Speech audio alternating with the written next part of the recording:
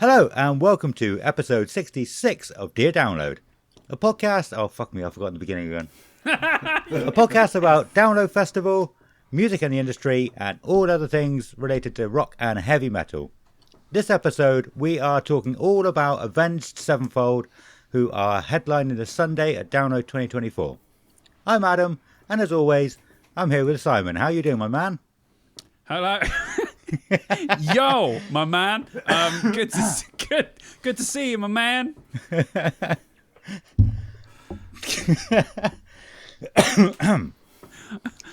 Is that an actual just in your vocabulary now? You're just going to say my man just naturally? I've been saying that for at least 20 episodes, and you've never noticed.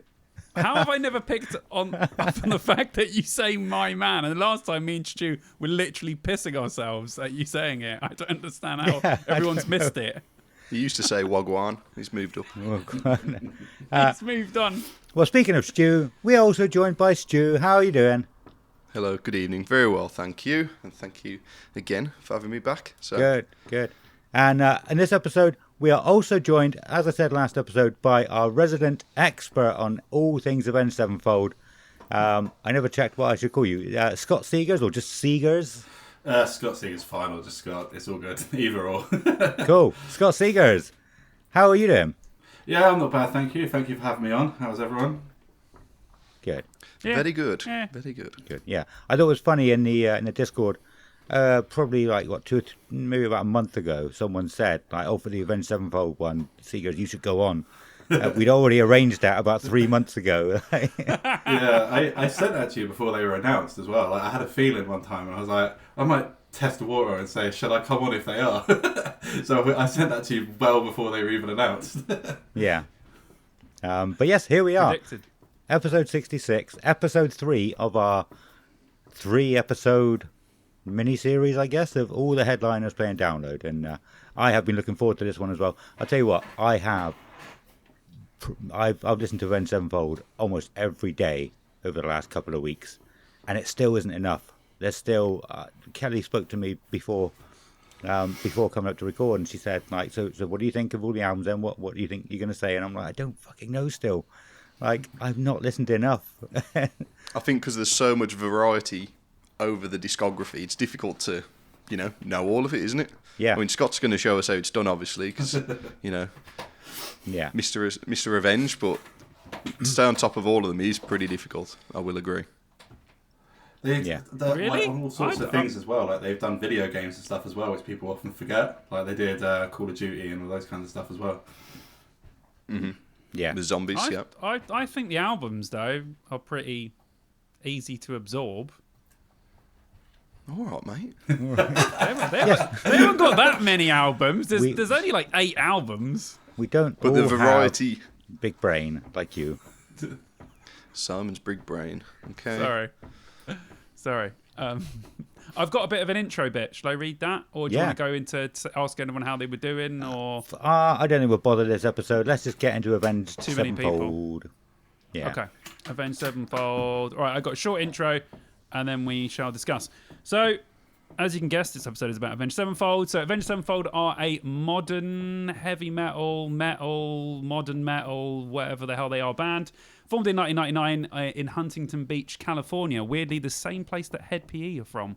The band took their name from a story in the book of Genesis, apparently. The Bible, a bit about the brothers Cain and Abel. Quote, but the Lord said to him, therefore, whoever slayeth Cain, vengeance shall be taken on him sevenfold. Apparently, that's where they got the name from. Weirdly, the members of Avenged Sevenfold were still in high school when they recorded their first album, sounding the seventh trumpet. They've released 8 studio albums to date, which I'm sure we'll talk about later. Sounding the Seventh Trumpet, 2001. Waking the Fallen, 2003. City of Evil, 2005. Avenged Sevenfold, 2007. Nightmare, 2010. Hail to the King, 2013. The Stage, 2016. And the album that divides a lot of people, 2023's Life is But a Dream. Discuss, Adam. Sorry, over to you. Yeah, no. There's so much to unpack with this band. it's not quite as easy as Simon makes it out. I promise. I didn't say it was easy. I just I mean, just on the episode now. We've got nothing to discuss I already really, really like 4 or 5 of these albums that I genuinely really like. The others, I just went back to. Yeah. Some of them did not age as well as other albums. But yeah, it was enjoyable to go back through the ones. But 4 of them I'm very familiar with already. So that's probably why it felt like I didn't need to absorb those albums, because I have listened to them regularly. So yeah. Sorry, I didn't mean like I was big brain and everyone else was stupid. I just meant like, so it was only 4 of them that I really had to go back to, or ones that I hadn't listened to in a while. So the other ones just felt quite easy for me. So I just want to clarify that. No. Before becoming the instant dickhead of the conversation. I was just about to say as well, like, if you've been into them for a long time, or if you've listened to these albums before, then it is probably a lot easier. I had never listened to an Avenged Sevenfold album before these last 2 weeks. I mean, I've heard a lot of their stuff, and I liked a lot of their stuff, but I never actually delved into an album, and it was one hell of a 2 weeks. I'll tell you, it's been really good. I've really enjoyed it. Some songs, it took me a while to pick up, but anyway, yeah. Sorry. Before going into that, fuck me, I fucked that up. But anyway, sorry.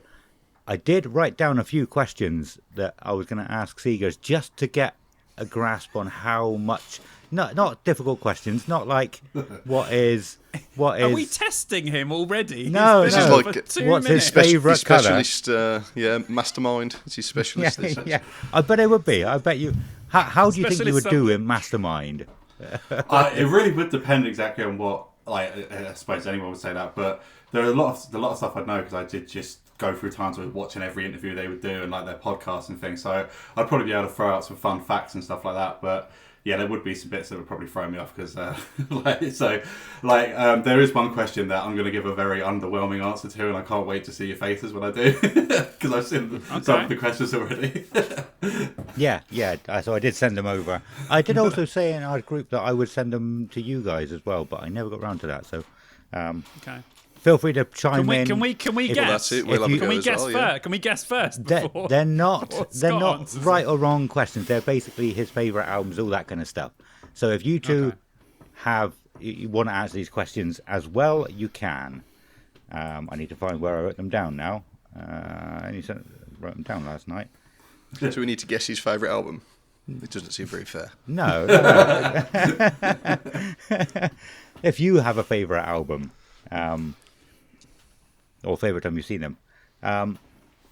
So yes, how long have they been your favourite band? Have you been into them right from the beginning, or do you get into it a bit later? Well, the thing is, I'm 30, so when they were actually coming up, I was still in high school, and I still, for most of that time, did listen to like boy bands and things. I came into listening to better music a bit later on, so probably about 2008, 2009. Like, I can't remember exactly. But I do know that one thing I do remember is I was definitely listening to him when Jimmy died, because I remember reading about it, and just like I hadn't been a fan long, and I was like, no, like literally remember opening Google, seeing it, just like, this is awful. But so it was around about that time there. But I apart from that, I couldn't give too much more detail, because I used to listen to him on, like, when you see on like TikTok now, there's nostalgia videos where it's like MP3 nightmare.gut like WAV or something. I was listening to him like that, so I wouldn't be able to tell you which songs I was listening to and stuff, but I know that I had like an MP3 with like Arsenal Alexandria and all those stuff on, but Avenged always stood out. And then like throughout the time, I just gradually loved them more and more, and they never really stopped being a favourite. But I would say about 2008, 2009. Cool. So was there a specific album that was out around that time?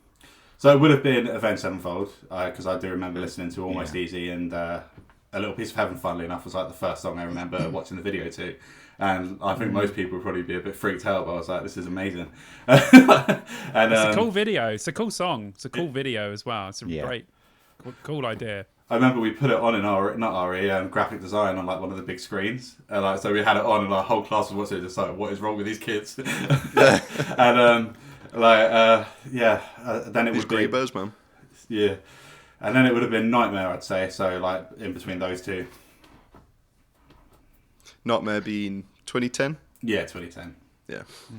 Yeah, I was Cool. probably around the same time, to be honest. I jumped on. Yeah. Yeah. But you I thought, I was 2003. Early days. Yeah, Waking the Fallen days. nice. The album has not aged well. That's all I'm going to say. Some fans think it has as well, and it really hasn't. Like there's the breakdown in Unholy Confessions where it's literally just like diddle-diddle-din, diddle-diddle-din, dun. And it's like it's so underwhelming. I love how simple it is, but it sounds like an album that was made in 2000. Like, it's just the most emo metalcore you can get. There's nothing wrong with it. It's still a cool album, but the other ones you could sort of play whenever, and you're like, this is just really good metal. But that one really does sound like it was made in 2003. And going back to Sounding the Seventh Trumpet as well was a bit of a blast, because I probably listened to that, way after it came out, obviously. But that was a trip as well. Sorry, we'll talk about it later. Go on. Yeah, sorry, no worries. So how many times have you seen them live? This is the one that's going to underwhelm you once. Down in 2018. I literally every time I tried to see them up until that point, I just couldn't get tickets, or I was at uni, and I tried so many times. There's even a time where my friends all went, and they didn't know I liked them, and were going to invite me. And then we're like, the next day I've gone over and seen them. They were like, oh, we saw Avenged last night. I had a spare ticket, and I was like, what? And they were like, oh yeah, we checked. Some person we didn't even know, and I was like, oh. So yeah, I missed them so many times. It was a joke. Like, it was during that time as well when they did the stage tour where they played the O2 twice, and both times literally they just all went to touts. So you went on there to try and buy them, and then you were going on to like StubHub and stuff, and the whole thing was filled with tickets. And it was like, but I just didn't have the money to buy them. So then that's why I love Download as well, because when they were announced for it, I was just like, we are going. I was like, this is it. We're definitely going now. And finally got to see them.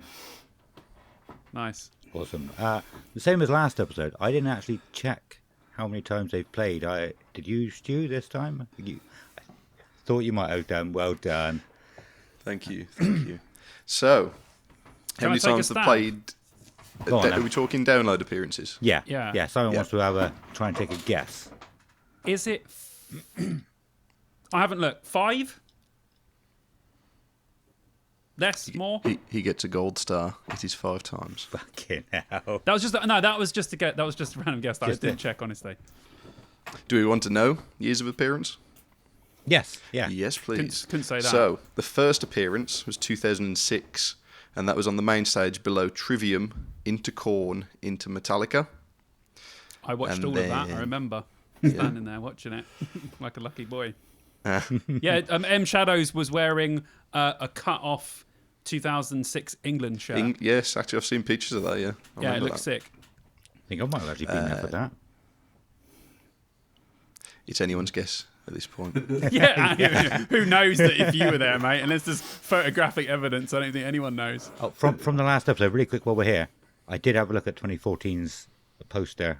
How many bands I think I might have seen? It was around 4 or 5. It wasn't many. Well, Brilliant Carry on, stuff. sorry. 2011, they played below System of a Down. And then from then on out, they were headliner. So 2014, they were the Friday headliner. 2018, Friday headliner. And then this year, they're going to be the Sunday headliner. So they've gone from Friday, starting the party, to Sunday. Getting everyone ready to drive home. Yeah. I'm always a bit I don't know about how you guys feel about it, but whenever I see a Download lineup, I'm always upset when a band I want to see is headlining on the Sunday. Yeah, me too. 100%. Yeah. I wish Queens of the Stone Age and Avenged were flipped. yeah. Oh, no. But then it would be probably almost as quiet as it was for Biffy Clyro. Queen's Friday, Avenged Saturday, Fall Out Boy Sunday. That would be the perfect one for me. Yeah. Either way. Why? It's up to you guys. But yeah, I mean, we should still be able to see them, to be fair. Like, Kelly is just a machine. She'll drive home on the Sunday night after them. We did the same last year, left after Slipknot, and she could drive like the 3.5 hours home without stopping if she really wanted to. Like I said, she's a machine. I'd struggle. So we should still be able to see them. Sweet. I think this year we're going to be staying the Sunday night. I think this is the first time we've ever done it. So I did it last year when I camped RIP, but that was only because there's less of a ball ache, you know, getting packed up and getting gone. But this year we are going to stay the Sunday so we can, you know, enjoy it more so instead of thinking at the end of the day, you know, let's slow down a bit now because we've got to drive home. I always call it while I'm there, like, what am I feeling? Just go with the feeling vibe. To go home. Yeah, feeling to go home early or feeling to stay, whatever. Yeah, we got to get back to pick the kids up and take them to school. Of course. And nursery. Yes. But yeah, Seeger, so yeah, the question I didn't actually write down or send to you, how many times have you been to download? Well, we're on the subject. 2018, 2019, 2022. So this will be my 4, and this will be my 5th. Nice. Do you think we're old bastards when you hear us talking about all the old downloads when you listen? No, I'm more just jealous of some of them, really. Like, some of them that you've been through, like, they just had amazing lineups. Like, I remember watching, like, 2009. We used to watch the Slipknot performance on repeat on YouTube, and the Lamb of God one. Back, I think that was 2007 or something like that. What a fucking show that was. Jesus. Yeah. I remember watching that, and like to show how little I knew about it as well. Like, I was genuinely upset when I got there in 2018 and was like, "Oh no, we're not going to see the Dunlop tire." What? And like all of my mates were like, "I haven't been there in years," and I was like, "Oh." And then I was like, "Wait, I've seen the Avenged set. They were definitely nowhere near it as well." Like, you can tell in that. Yeah. Oh, I missed the Dunlop tire. I missed the old setup. I do. I know it's such an old man thing to say, but I'm sorry, it was better. Yeah. Standard. It was closer. We've been, me and Stu were talking about all the site maps recently, and Stu put them all together, and well, not all of them, but put a lot of them together, and made a Discord sort of chat with all of them. There's still some we haven't got, but yeah, like looking through them, they're so much closer and so much nicer to walk in. And you'll see the band. It's quite a shame. I wasn't there myself, but it's quite nostalgic just looking at the earlier ones, seeing like some of the, like was it 2003? There was a Nintendo DS stall. I think I know I said to you that was 2003. It might have actually been 2004. That one. Oh, okay. Could have been. Still, how like Yeah. It's just mad, like the things that they had. How 2000s is that to have a Nintendo DS? Yeah. Fucking tent. That's amazing. Yeah. Well, they had Guitar Hero. Sorry, go on. I was going to say, I'd love to ask what they were thinking when they planned the 2008 site map, because that just looks a mess.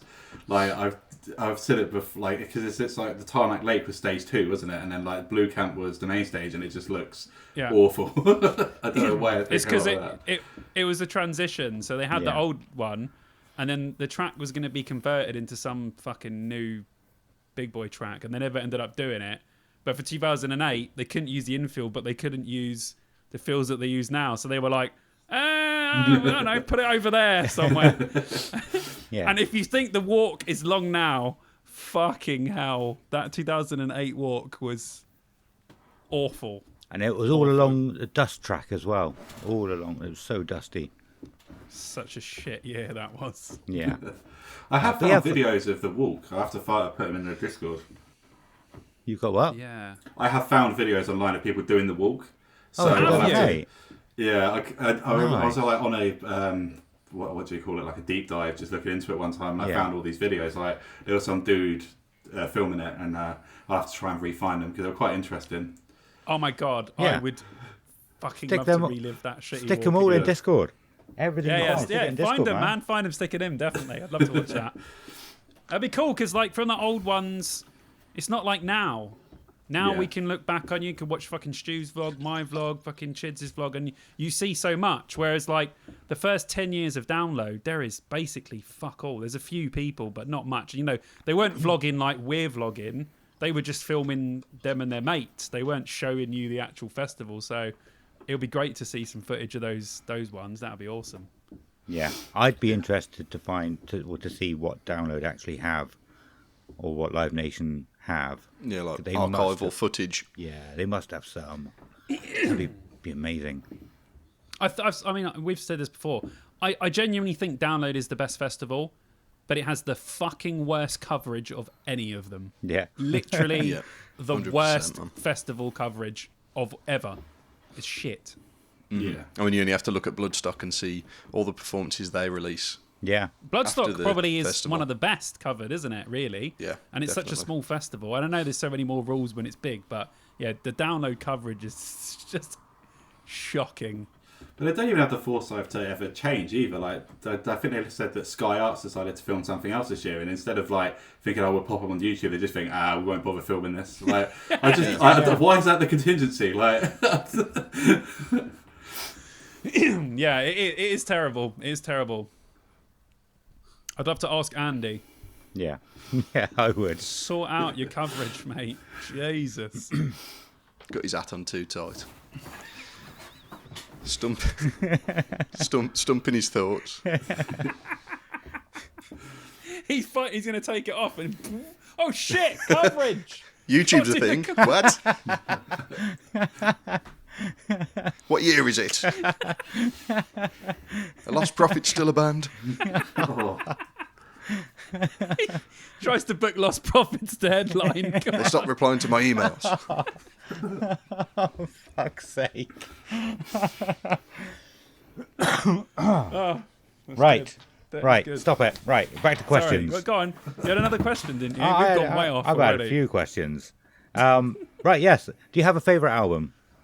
I'd probably say, I would say Nightmare. I think Nightmare's my favourite album. I think there's 3 in there that you could really pick for me. Like the other ones I would say were self-titled and Seat of Evil.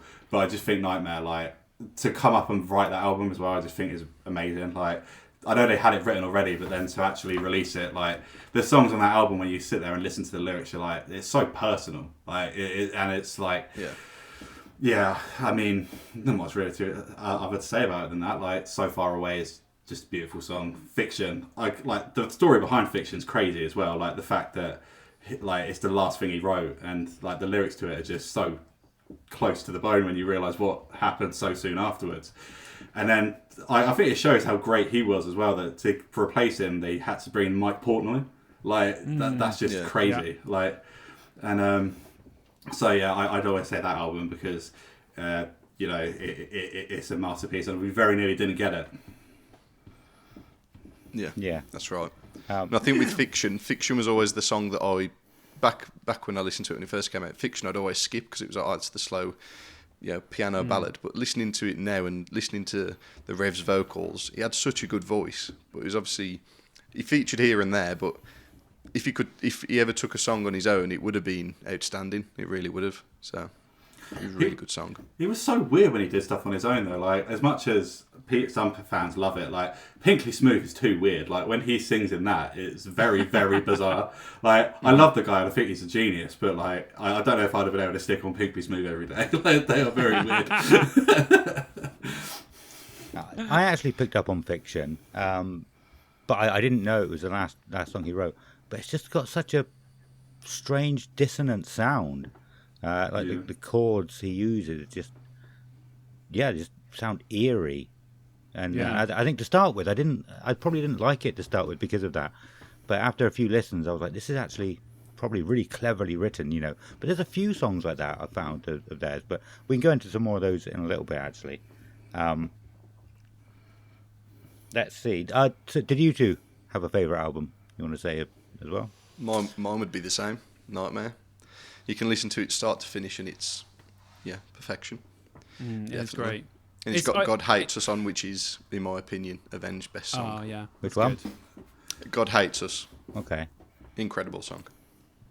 I can't. There's 3 I can't decide between: Avenged Sevenfold, Nightmare, and I don't care what anyone says. I absolutely love Hail to the King.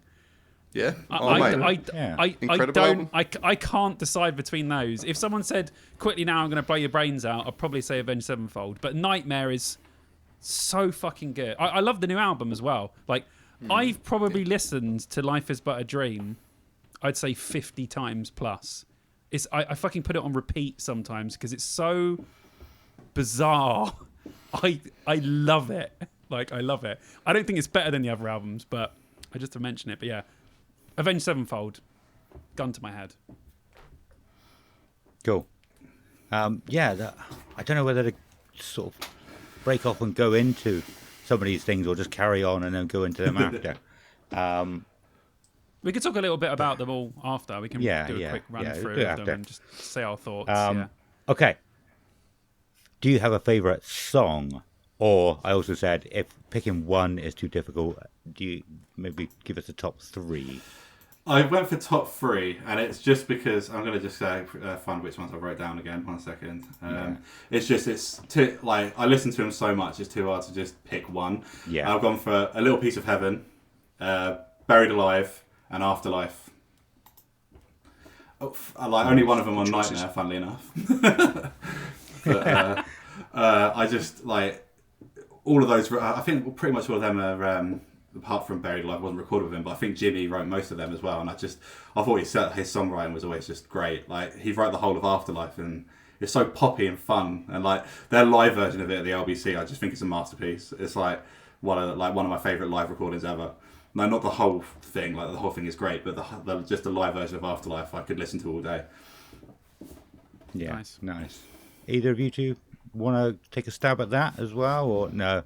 I was just going to say, like, that's too difficult. We did a similar thing with Iron Maiden, and there was no way I was ever picking one song. No, it had to be a top 3 or 5. We'll go through more of the songs when we get to the albums, but they have a lot of bangers. Yeah, they have a lot of bangers. Like, so it'd be difficult for me to say. Cool. Well, there was a couple of questions. One of them was favourite time that you saw them live, but now we know it was only going to be the one time you saw them live. Yeah. How about what about you two though?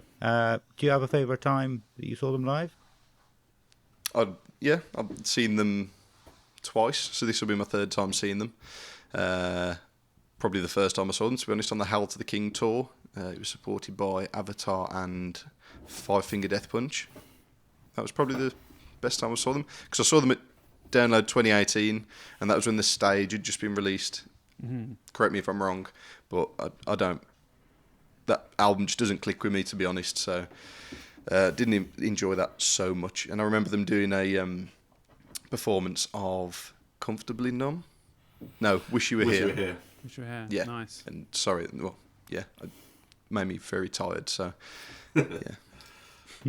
So. Sorry. Fucking TikTok generation. You want it now? You want it now, or you don't want it at all, eh? I want the 10-second clip of it. Simon? How many times have you seen them? I think 3, maybe. There's one in there I can't quite remember. I remember 2018 being quite good. 2006 was great. It was weird because it was in the fucking middle of the day, and it was like bright fucking sunshine, like blazing down, and then Avenged Sevenfold playing, and it was wearing an England shirt. It was very weird. Yeah, but good. Well, I mean, they're playing England on a big screen. I know, on the but side like, as it was well, just weird that the they weren't expecting him to come out with a fucking England shirt on. No, didn't Corey Taylor did that the same year as well, didn't he? The cunt probably calls it soccer. Do you know what I mean? Soccer. I was there screaming, "Take the shirt off!" Prick. I can't remember any specifics, but I do remember them being very good. Actually, I wasn't there in 20. I wasn't there in 2014, but that performance looked great. Like, that version of Nightmare is fucking great. Is it because they kept Johnny away from the fucking microphone? But it's great. Like, I was like, oh man, I know we've talked about 2014 and how, I didn't go because fucking mum booked the tickets that weekend, but it's just another reason why I'm annoyed that I missed that year, because I would have loved to have seen them that year, and their stage setup looked really cool as well. Yeah. But yeah. So personally, me personally, I completely forgot about 2006, but now you've mentioned it a couple of times, I'm almost certain I was there for it.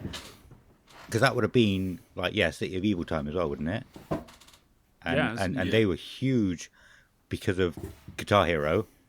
And, I think there was, 4 songs on that album that they released sort of back-to-back. Could have been more. There was, Backcountry. Was it Backcountry? I don't know. Beast and the Harlot. Yeah. And Trashed and Scattered. That was huge on something. I can't remember what it was. But yeah, just seeing those live when it was first out would have been amazing. I don't remember fully. I did actually see them in 2014 as well. For some reason I was thinking it was 2018. But I was with a friend, the same friend who I went to watch Sixth with instead of Linkin Park. But I remember being stood right next to him, and we were so close to the front. Probably the closest I've ever been to the front for any band. Apart from when I was crowd surfing for Iron Maiden. And it's not very often I do any kind of narcotics. Is that the right word? I don't know. Any drugs, basically. But I smoked a little bit of weed with him, and I was just looking at Sinister Gates the whole time. Like, it was just right above me, and I remember thinking how amazing he was. Because he is. I'd never noticed before that time. Like, he's just incredible. It never made me actually go and listen to them because, like I said earlier, this is the first time I've ever actually put an album on. But yeah, that was stoned me, just like looking up, going, "Wow, he is way underrated." I don't know if he was at the time. Any of you remember back to that sort of period? It's probably He's a still guitarist underrated now. Really, I would say it's never mentioned in any top guitarists shit. Well, he is sometimes, but like probably not as much as he should be, considering the technique, the talent. Yeah. I would say probably 2014 was my favourite because of that. I do think I saw them in 2018, but I can't really remember that much. But yeah, 2014 was cool. You should have gone. Oh, that was a dig there. I shouldn't have. That was horrible. I'm sorry. Oh, you might as well not have gone. So.